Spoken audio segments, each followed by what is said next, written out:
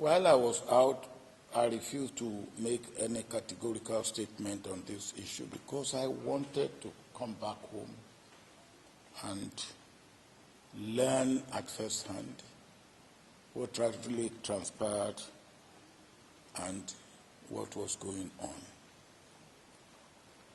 on. It turned out that it was a forced decision on the INEC because it was alleged that the security chiefs were unable to provide security. And as a result, the chairman of INEC had to postpone in accordance with the dictate of the so-called security chiefs. I thought, for me, that was a bad precedent for democracy in Nigeria. It means that it doesn't matter what preparation or lack of preparation any electoral body could make in Nigeria. The final decision whether election will take place on the day scheduled for it lies in the domain of security chiefs. It's a sad day for democracy in Nigeria. And I will say this, that we all must feel concerned before democracy is killed.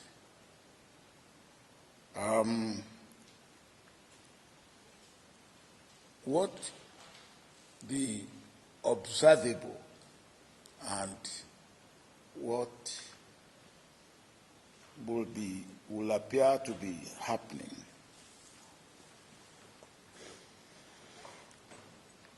is that the president has a grand plan to ensure that by hook or by crook, he wins the election, or if it all fails, he scuttles it and creates chaos, confusion, and unpleasantness in the whole country. Because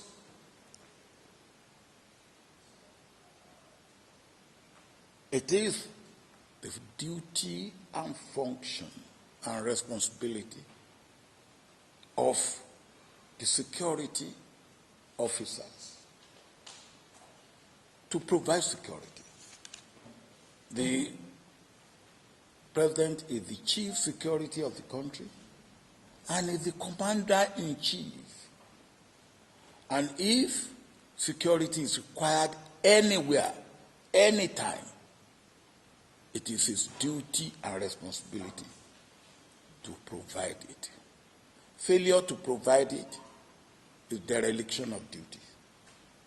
Pure and simple.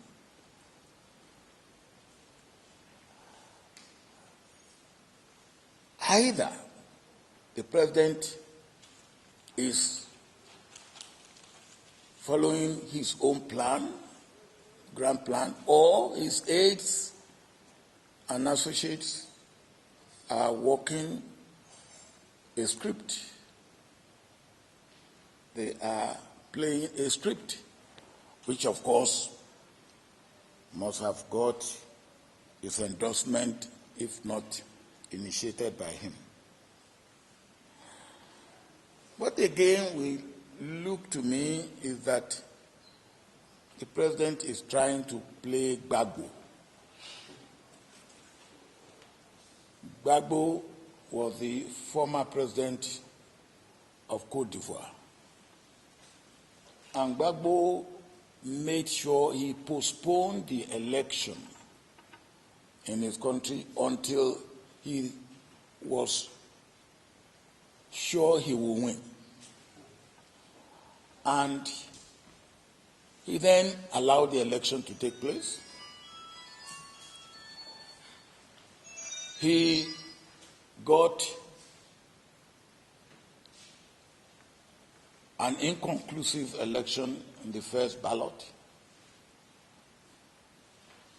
And I believe this will be the sort of thing Nigeria may fall into if I'm right in what I observe as the grand plan. And then in the runoff, Gbagbo lost with 8% votes behind Ouattara, and then refused to hand over. All reasonable persuasion and pleading was rebuffed by him, and he unleashed horror in that country until Nemesis caught up with him. I believe that we may be seeing a repeat of Gbagbo, or what I call Gbagbo saga, here in Nigeria. I hope not. I believe that the president's concern or fear is not being out of office per se, because he and I have occasion to talk about this both seriously and jovially. I believe the president will want an opportunity to disengage peacefully and have a nice descent and a glorious exit. I believe the president's fear is particularly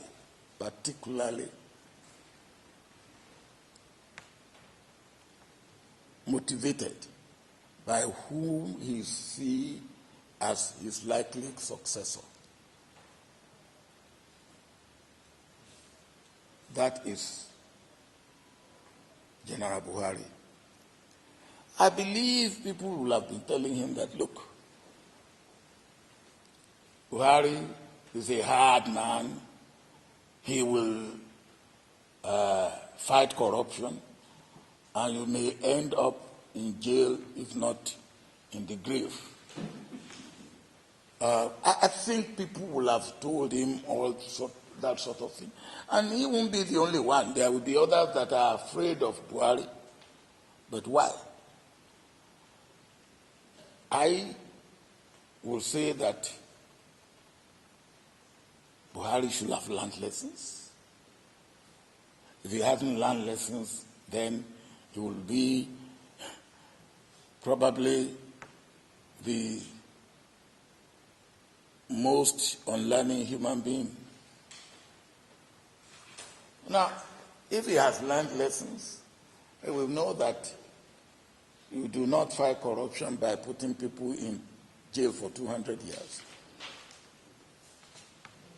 And this has been done by my own predecessor in office, General Absalami Abubakar. He recovered over $750 million from Abacha's estate without putting anybody in jail, without harming or hurting anybody. When I took over, we recovered over $1.25 billion from the same Abacha estate without hurting anybody, without harming anybody. And in fact, what would be rather unfortunate is the fact that our lawyer, who is still alive and who is still able, who was chasing this money all over the world, said to us that there's still about $1 billion to be recovered from Abacha estate. The unfortunate aspect is that my successor and my successor but one did not do anything about it, even though it was in my handing over note. So I don't think the president is afraid of being out. But as I said, when we will talk about this, and I said, look, there's life after Aso Villa. It will depend, of course, to a large extent, how he descend, or how his descent takes place, and how his exit takes place. Because out there in the international world, there's so much and there's so much need for the wisdom and experience of people who have done it before. But they also want people who are creditable and credible. Creditable and credible. At this juncture, like, I've offered some warnings, but let me also offer some appeals. The first appeal for me will be to President Goodluck Jonathan. Appeal to him not to do anything to destroy the fledgling democracy that we are enjoying. Democracy is not a destination. It is a process.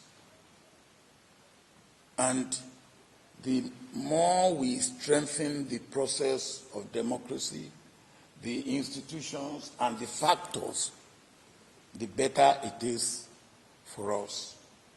And we'll continue to improve on it. Again, and I believe I will appeal to President Jonathan again, not to listen to those who are creating phobia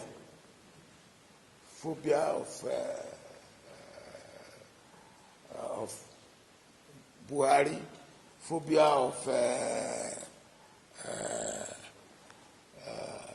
inquiry, and all that. Look, President Jonathan has done well to the best of his ability. And he has made history as the first elected president of Nigeria from a minority tribe. Nobody can take that away from him. He can even make a second history if it turns out that way. If he contests a fair, free, and transparent election, and if he loses, to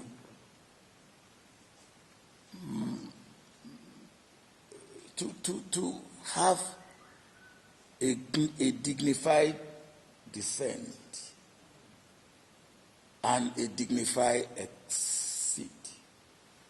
He will be on the mountaintop, and he will be acclaimed as a true patriot and Democrat. And what stops him from doing this? I will want to appeal to the PDP and APC. As two major parties, they have responsibility for seeing the continuation of our present democratic process.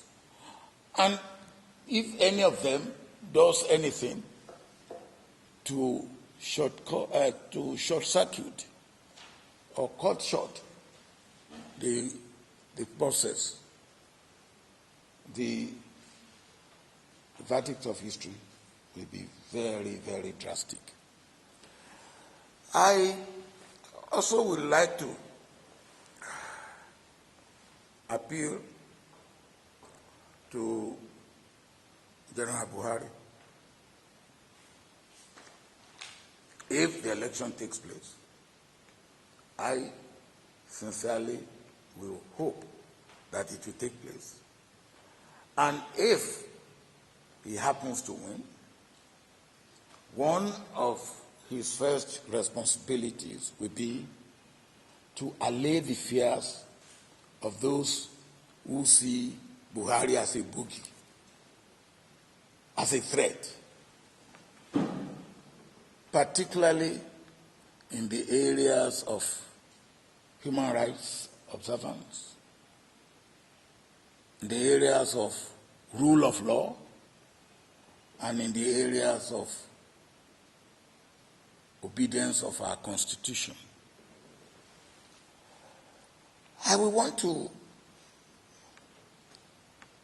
appeal to Nigerians.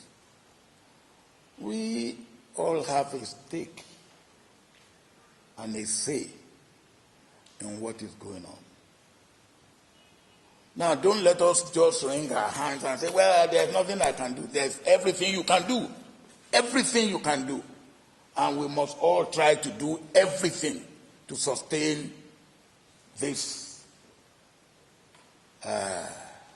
progress that we have made in a number of areas. We talk about corruption. We have talked about management of the economy. We talk about a number of other things. There's no government that comes in and does everything that needs to be done for a country. No. You do your own, leave it, and let others come, and let them do what they believe they should do, or however they think they should do it. I believe that where we are today, we should not do anything to set us back. The international community, they are interested in what is happening in Nigeria. I saw that last Saturday. Everybody was coming around and going up and down. And whether it's those in government or in the security force, anything that amounts to impunity, particularly in terms of loss of life, they may not be able to get away with it. Because there's limit to what you can get away with as a human being and as a leader. There's limit to what you can get away with. There is elastic limit. And when that elastic limit gets to its end, something else will happen. May good things continue to happen for Nigeria and with Nigeria. But all of you have something you can do to make sure that democracy is sustained. For me, I will not stop, because there's nothing better than democracy in a multinational and diverse country like our own. And those who are pushing the president, I hope the president will know that at the end of the day, when the chips are down, I've told him this before, he will be naked and isolated. All those people will say, we told him, they hear.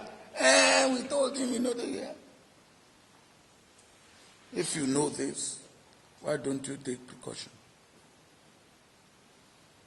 I will want to wish the president every good wish.